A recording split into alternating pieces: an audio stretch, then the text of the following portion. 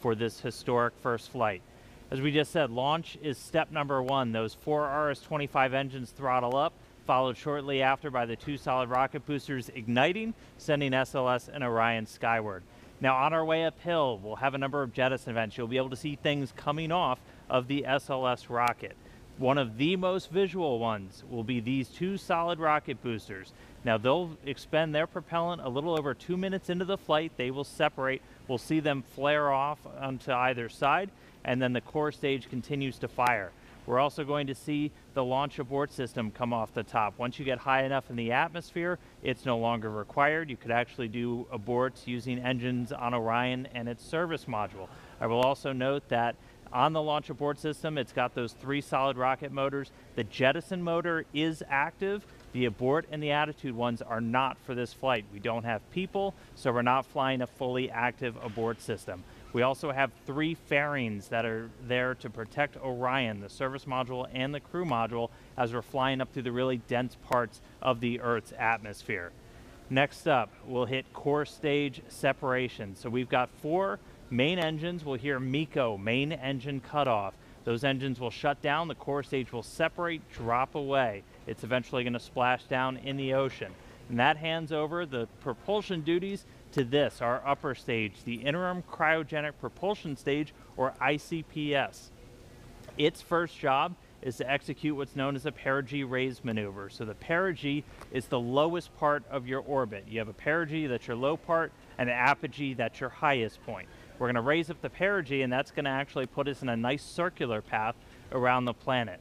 And while we're there, that gives us time to check out Orion. We're flying it in space for the second time, the first time in this fully integrated stack with SLS. We'll be able to look at all of Orion's systems, make sure those solar arrays are capturing the sun's energy and turning it into electrical power for Orion's systems, make sure the communications are working, all of our guidance and navigation and control. That is your time to make sure you have a healthy spacecraft before you do something that is going to send it to the moon. And that's next up on our list. That's the trans-lunar injection. For today's launch profile, that's going to be a firing of about 18 minutes of that single engine on the upper stage. Now that engine optimized for a vacuum, it's producing about 24,000 pounds of thrust. So it's a pretty big engine, and it's doing that because we need enough energy to be able to send our payload, Orion, beyond low Earth orbit and send it on a path to head out to the moon. Now after that burn is complete, ICPS separates. It's going to do what's called a disposal burn. So it's going to send itself on a path from Earth around the moon and slingshot out into what's known as a heliocentric orbit. So it's going to completely leave the Earth-Moon system and go into orbit around our sun.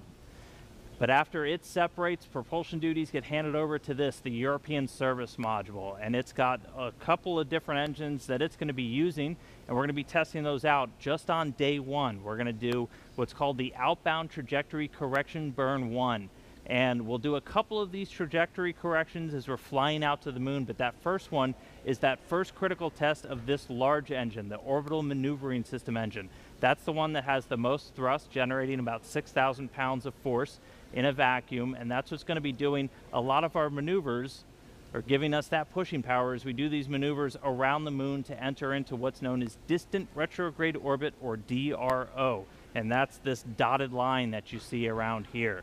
Now we call it distant basically because of the distance we're away from the moon. We're about 40,000 miles, a little bit less, off the lunar surface, and then we call it retrograde because the moon orbiting planet Earth in this direction, going in a counterclockwise fashion, we're going to be entering into a clockwise orbit around the moon, opposite retrograde.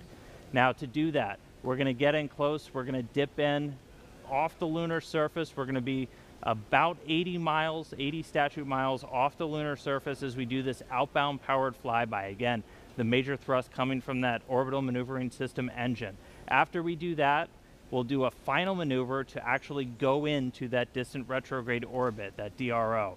Now, why DRO? Why are we not just going around the moon and coming back on like a free return trajectory, which we did on some of the Apollo missions? Well, in DRO, it's a very stable orbit. It doesn't require a lot of fuel to maintain that area around the moon. So it gives you a lot of time to really test the spacecraft. If you followed with any launch of a new spacecraft, you know there's only so much testing you can do on the ground. Once you actually put all of that hardware in space, in the environment that it's going to be operating, hundreds of thousands of miles away from Earth, you're going to learn things you didn't even realize about everything from communications, the life support systems, the thermal control. Everything on a spacecraft needs to get put through its paces in this environment before we put people on board, and that's why we're heading out to DRO. Eventually, though, it's going to be time to come home, and we will do a DRO departure maneuver. This, again, firing up that orbital maneuvering system engine and others on the service module, and this is what's going to commit us from leaving the moon and heading on back towards Earth.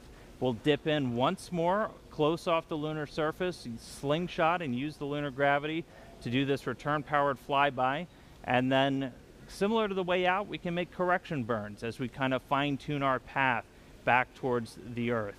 And then it's time for re-entry. A couple of things happen before that. One of the really critical ones, spacecraft separation. We're going to detach the European service module shortly before re-entry. Its job largely done. That burns up in the Earth's atmosphere and reveals on the crew module the heat shield. I circled it earlier. This is goal number 1 of the Artemis mission. Artemis 1 mission is testing this heat shield at lunar return velocities, because when we make that trip around the moon and we come back, we are going in speeds of excess of 20,000 miles an hour. So when we slam into the Earth's atmosphere, it's going to heat that thing up to more than 5,000 degrees Fahrenheit. For the Artemis 1 profile, we're going to do what's known as a skip re-entry. So basically, you can come in too shallow and skip off the atmosphere, too narrow, and you're going to do what's known as a ballistic entry, which really heats things up. We're going to do kind of a mix where we're going to skip once off the atmosphere, and that we're still going to get the heat, but that helps to reduce some of the G loads on the crew. Once you're through that, you get to parachute deploy. There's 11 parachutes in total that are going to slow Orion down before it splashes down. We're going to be going from 20,000 miles an hour to about 300 miles an hour before those parachutes deploy, and then they do a final job of getting it in the water in the South Pacific. We've got these big orange balloons. That's an uprighting system, so even if Orion landed in the water upside down, those can inflate, and they put us back upright into what's known as stable 1. That's where you want your spacecraft to be, nice and upright in the water, especially if you're an astronaut in there floating. Now, we also have a large U.S. Navy ship with a big bay that's going to basically come up and swallow Orion into its deck, and you've got a couple of other assets in the area to help recover hardware, the forward bay cover, parachutes, things like that.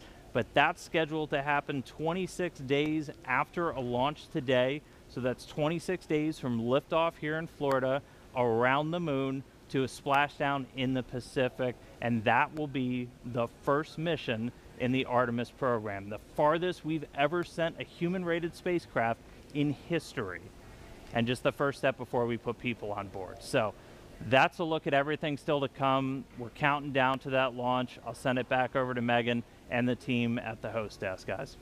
A very comprehensive look at that. Thank you so much, Dan.